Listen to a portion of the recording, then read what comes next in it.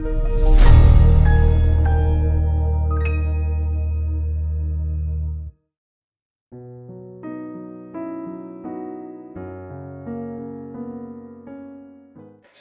selamat pagi pemirsa Saroha KIB Jatinegara.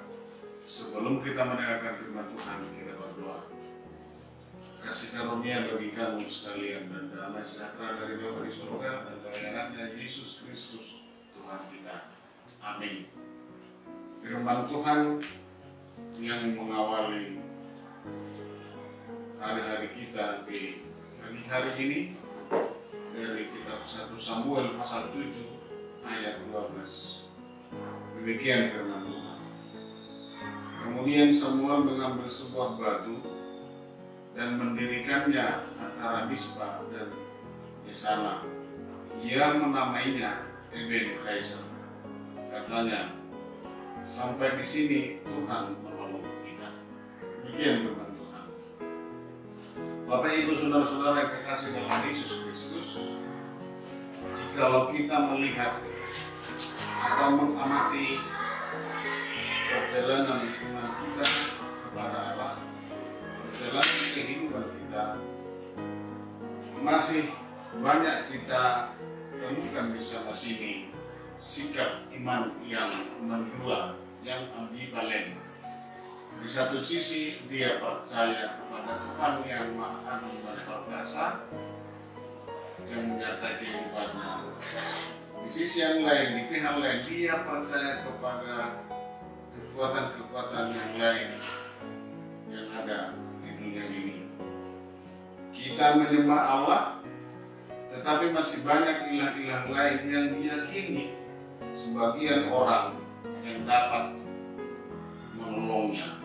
Seperti masih ada orang yang memegang kajian atau pertahanan atau kekebalan tubuh, menjaga rumah. Ada yang meyakini supaya laris warungnya atau usahanya, namanya orang laris, yang banyak diyakini.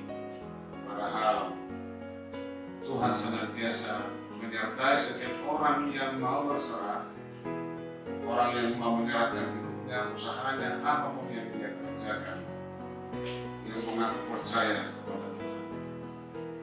Kehidupan yang demikian sudah ada dari sejak dulu di zaman perjanjian lama, seperti dalam nas ini. Orang Israel menyembah Allah, tetapi juga menyembah ilah-ilah Baal yang disebut Asarot, yakni ilah orang-orang sekitar Israel. Nah, inilah sikap yang mendua tadi. Satu sisi mereka kepada percaya mereka akan penyertaan Tuhan, kekuatan Tuhan, kuasa Tuhan. Tapi di pihak yang lain juga mereka menyembah ilah Baal itu. Nah, apakah dampak dari yang demikian? Tentu apa? Allah tidak mau diduakan.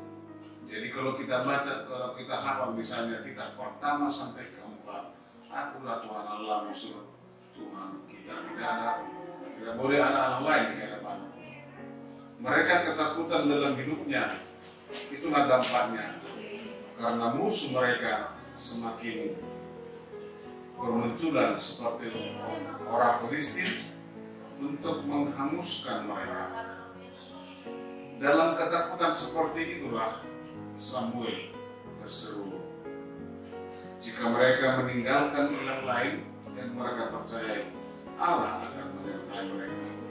Ketika mereka mau meninggalkan ilah-ilah itu dan mereka datang kepada Allah dan mempersembahkan korban yang haram, maka itulah nasib kita hari ini. Samuel sebagai simbol mengambil sebuah batu dan mendirikan di situ adalah tempat untuk beribadah, itu yang disebut Eben Kaiser.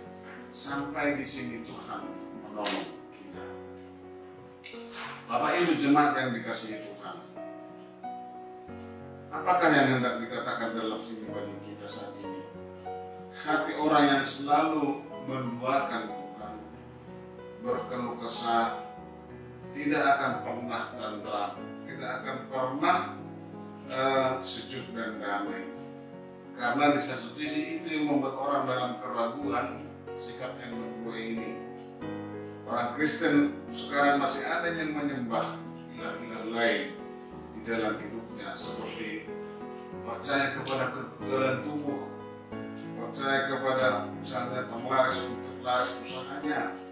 Padahal kalau sebuah usaha apabila keramah-tamahan kita kedepankan dan kita mengutamakan pelanggan dan tentunya pasti memiliki daya tarik tersendiri bagi konsumen. Ketika manusia semakin membuka hatinya untuk hal-hal seperti itu kepada kekuatan lain di luar daripada kemahakuasaan Tuhan, maka disitulah muncul kebimbangan dan keraguan sikap yang mendua. Oleh karena itu Bapak Ibu, kembalilah kepada Allah, selalulah bulatkan hatimu hanya untuk Tuhan, menyembah hanya untuk Tuhan, maka Allah sendiri akan menjagamu. Dan apa yang ada padamu, Dialah yang senantiasa berkuasa atas segala apa yang kamu miliki, karena itu adalah anugerah dan pemberian Tuhan semata. Oleh karena itu, kembalilah kepada Allah, kuatkan dan bulatkan hatimu, maka Allah selalu menyertaimu. Sekalipun misalnya ada kekuatan di dunia ini yang memberikan kamu kedamaian, tetapi itu adalah kedamaian semu. Sebab kedamaian yang utuh dan sejati itu hanya ada dalam tangan Tuhan. Oleh karena itu, percayalah, Tuhan senantiasa menyertai perjalanan kehidupanmu. Ebenezer, sampai di sini Tuhan selalu menolong kita. Amin. Kita berdoa. Terima kasih Tuhan atas firman-Mu. Biarlah kami senantiasa membulatkan hati kami hanya menyembah kepada-Mu, karena kami yakin dan percaya kalau ada kekuatan di dunia ini tidak pernah melebihi kekuatan Tuhan. Oleh karena itu Tuhan, jadikanlah sikap iman yang mendua bagi kami, karena kami yakin dan percaya Tuhan memberikan segalanya. Apa yang kami miliki sekarang adalah pemberian Tuhan secara cuma-cuma. Terima kasih Bapak di surga, berkati seluruh jemaat yang mendengarkan sahabat di pagi hari ini. Dalam Yesus Kristus kami berdoa dan mengucap syukur. Amin.